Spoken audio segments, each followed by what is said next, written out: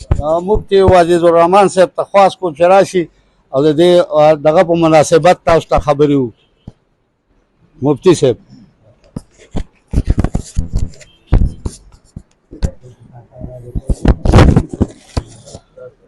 نحمده ونصلي ونسلم على رسوله الكريم اما بعد. بسم الله الرحمن الرحیم. عزتمندو مسلمانانو ورونو، الحمدلله موږ او تاسو ټول مسلمانان یو او د مسلمانانو د پاره د ژوند د تیرولو طریقه او لارښودونکې او رهبر او رهنما هغه قرآن پاک دی او په قرآن پاک کې الله پاک په سونو په زرګونو احکامات بیان کړي دي. هغې کې یو لوی حکم دا هم دی چې الله پاک شپږیشتمه سپاره کې فرمایي وان طائفتان من المؤمنین اقتتلوا، وایي که چېرته یو دوه ډلې د مؤمنانو، یعنې دي مؤمنان خو په خپل منځ کې په جګړه شو، دی مسلمانان خو په خپل منځ کې په جګړه شو، نو دا خبره نه ده چې ګینې یو سړی مسلمان دی دی به جنګ نه کوي، دی به جګړه نه کوي. نه، په مسلمانۍ کې هم جګړه او جنګ پیښیږي. په مسلمانۍ کې مسلمانان په خپل منځ کې هم د یو بل سره کله ناکله ورانیږي، دا کیدی شي او په دې باندې څوک کافر کیږي نه، صرف ګناهګاریږي. هغه سړی ګناهګاریږي چې په ناحقه او هغه سړی خو ګناهګار هم نه دی چې هغه په حق باندې دی. نو د مسلمانانو په منځ کې هم جنګ جوړېدی شي، خو الله پاک په قرآن پاک کې د هغې علاج ښیي. څه وایي؟ فاصلحوا بینهما، د دې دواړو په منځ کې صلح وکړئ. نو دا صلح کول دا د الله حکم دی. دا کم خلک چې صلح کوي دوی د قرآن پاک د الله حکم پوره کوي، او کم دوه کسان چې خپل منځ کې جنګېدلي دي او د دې صلح والا خبرې ته غوږ دي، نو دا هم د قرآن پاک په حکم باندې عمل کوي. نو ځکه مولوي صاحب څنګه وفرمایل دا د بخښنې مجلس دی، د بخشش او د مغفرت مجلس دی. نو زما وروڼو، لوی لوی کارونه، لوی لوی نیکۍ په اسلام کې شته. حج لوی عمل دی، مونځ لوی عمل دی، روژه لوی عمل دی او نورم ډېر شه لوی اعمال دي.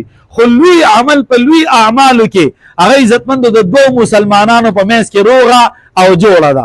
دا په اسلام کې ډېر لوی عمل دی او دا په اسلام کې چې کوم دی ډېر لوی کار دی.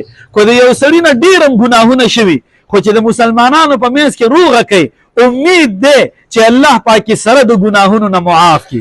دې خبره به کې امید شته. او کم سړی چې ډېر نیک سړی خو دوه مسلمانان جنګي، نو کېدی شي چې د دې نیکو سړی خدای پاک عذاب ته ور واچي. د مسلمانانو دوه جنګول دا الله پاک ته ډېر زیات ناخوښه دي، او د دوه مسلمانانو په خپل منځ کې روغول دا شیطان په دې باندې ډېر زیات خفه کېږي او الله پاک په دې باندې ډېر زیات خوشحالېږي. زما وروڼو، زموږ او ستاسو د ژوند د تېرولو طریقه او طرز او ترتیب موږ ته ښودونکی هغه قرآن پاک دی. د قرآن پاک په احکاماتو کې لوی عمل، عزتمندو لوی حکم د دوو په منځ کې روغه ده.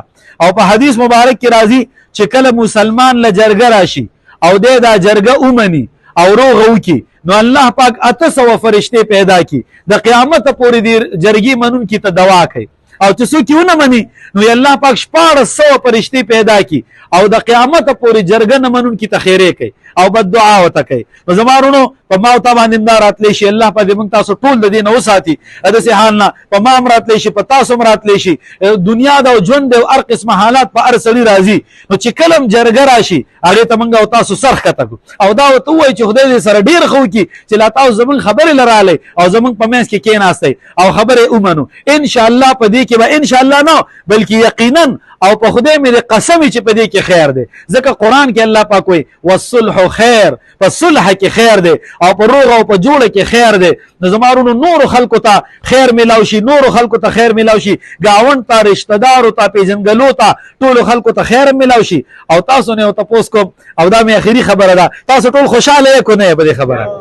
چې یو مسلمان، پیغمبر علیه الصلاة والسلام فرمایي من سر المسلمه، وی چا چې مسلمان خوشحاله کو فقط سرنی، وی د زه خوشحاله کړم، ومن سرنی، او چا چې زه خوشحاله کړم سره الله یوم القیامه، په قیامت کې به الله پاک دې خوشحاله کړي. نو دا دومره مسلمانان خوشحاله شو، دا خو موږ راغلي یو او زمونږ د سترګو مخې ته ده چې روغه کېږي، نو موږ خوشحاله یو، په جامو کې نه زیږو.